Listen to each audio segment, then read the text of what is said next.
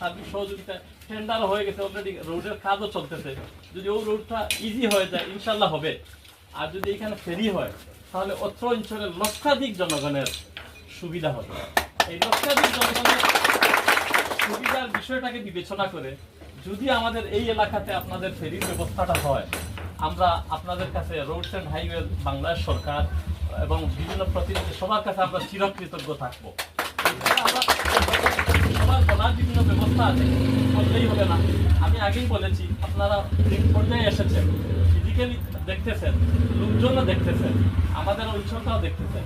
আপনারা আসেন, আপনাদের একটা কলম আমাদের জন্য অনেক মানে জীবনটা সহজ হবে।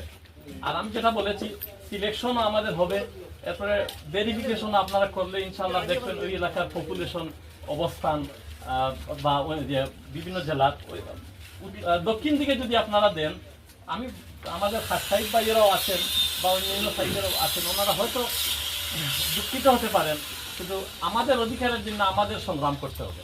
সবাই যার স্বার্থের ব্যাপারটা দেখবে, কিন্তু আপনারা অফিসারদেরকে বলছি আমাদের সর্বসাধারণ সবার উপস্থিতিতে, আপনাদের দেখতে হবে সবচেয়ে বেশি জনসংখ্যা কোন দিকে, সবচেয়ে বেশি ইউনিয়ন কোন দিকে, সবচেয়ে বেশি গ্রাম কোন দিকে, সবচেয়ে বেশি জেলা সহ সংযোগ কোন দিকে।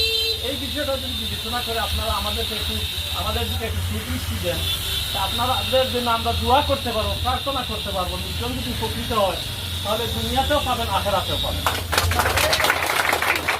সবার সুস্বাস্থ্য এবং দীর্ঘায়ু কামনা করে এবং আমাদের ওইদিকে আপনাদের মনোযোগটা নিবদ্ধ করে এই প্রার্থনা